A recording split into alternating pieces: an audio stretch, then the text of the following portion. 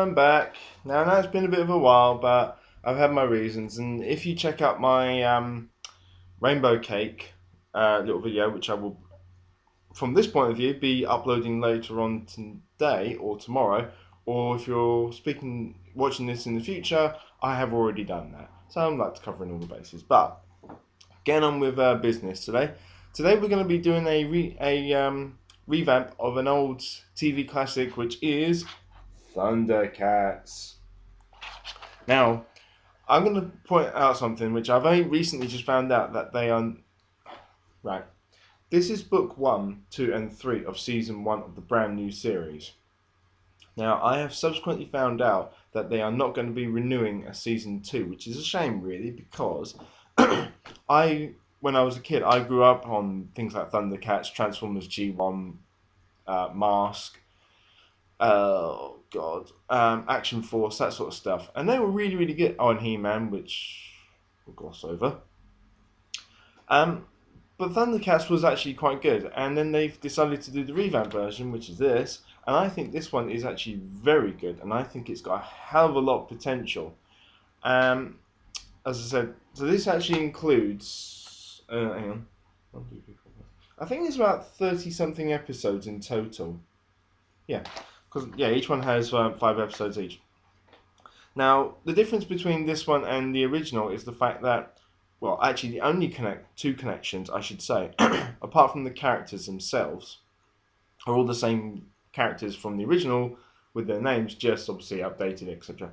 Is the original voice of Lion-O, I actually can't remember his name, plays the original. No, not the original. He plays Lion-O's dad, who was the king before Lion-O took over, and I'm going to put spoilers in this. I'm going to point this out right now. Lion-O's dad gets killed. Otherwise, he'd be on the cover of every single one. Now, the thing about this one is that it actually goes into much more depth regarding things like Mumm-Ra, where he came from. In this version, he's actually a kind of his pyramid is actually a giant ship that crashes here. So, but it's actually got all the other animals. So all the ones that we saw on the original series are all in there, and they're all kind of slaves and cannon fodder basically for him to basically get the 4 power stones, which are not in the original series as far as I recall. So in this one you have the War Stone, which is the Eye of Thundera. You have the Spirit Stone, which is a little pink thing that's on the astral plane. Then you have the Tech Stone, which is in a floating city, and then you have the Soul Stone, which we will never ever see, and I think that's really bloody irritating because I really, really like it. The ones I've got are all region 1s because I actually have a region killer on my laptop, which up until a couple of days ago worked perfectly fine. So I managed to watch that one, all of it, no problem. I managed to watch all of that one, again, no problem. Then I got to this, which is the final book, and I had nothing but trouble with the disc, because disc 1 would not play on my laptop, no matter what I did. Disc 2, perfectly fine, no trouble with that. The amount of times I had to change the region coding on my laptop to actually get it to work is biblical, and now I've only got 2 goes left before it permanently locks onto whatever region it is. Be as it may, I've managed to watch it, so I'm quite chuffed. Yay. Now, like I said, in this series, everything gets beefed up and is explained in a better fashion. So, for instance, the Thunder Tank gets beefed up. It starts off in its usual kind of style that we see from like the original, pretty similar, but then it gets pimped. It's like pimp my ride basically, and they turn it into effectively, from what the best way to explain it is, Rodimus Prime from the Transformers the film, the original cartoon film that I did a review last year, to what he turns into, but obviously matching the Thunder Tank, and it was really, really good. And then in the final 2 episodes, called What Lies Above, they build the Feliner, which is the giant ship after the Thunder Tank gets completely destroyed, which was actually quite. I hadn't seen that episode properly because I was streaming it when I originally watched it. I was like, no, they can't do that. It's the Thunder Tank. But in this version, Obviously, Lion-O is treated completely different. The actual other species of all the animals are really against the cats because as far as they know, they've always been treated badly by the cats, regardless of them being Thundercats or whatever. Um, as I said, Mumm-Ra is explained, and then you get the new version of the sword, which I think looks better.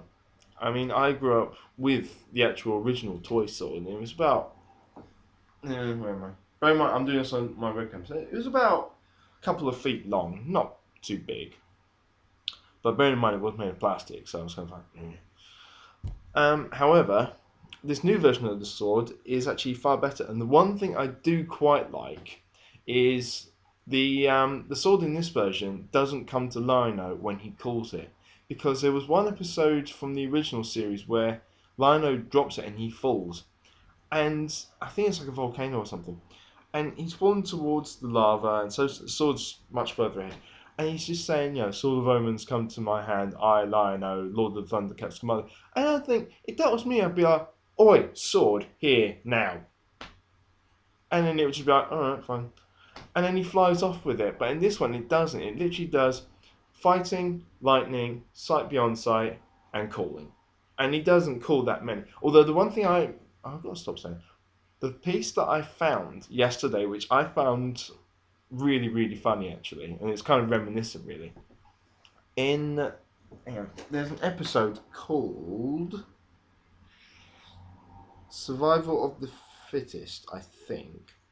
No, sorry, Recipe for Disaster, where Lion-O fights effectively this giant T-Rex, which is Mumm-Ra. It's kind of like, imagine what Godzilla from the cartoon would look like if it was mixed with a T-Rex and covered in scale, like armor-plated scales on its back and its head and its blood.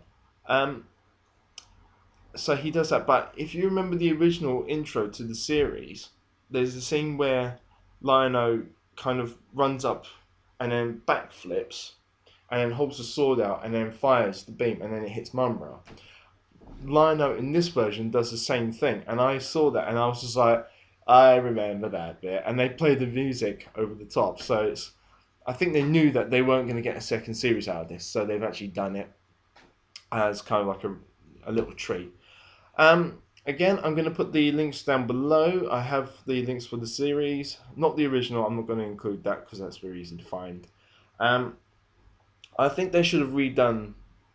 No, I think they should have continued on. I think that's a big shame actually. So there's not much I can do. I have read though that they want to make a movie, and if I'm right, it'll probably be one of those ones that ties up everything. So if they do it, then by all means, great. I'll go ahead and watch it. If they don't, well, I can't really do much because they've made it.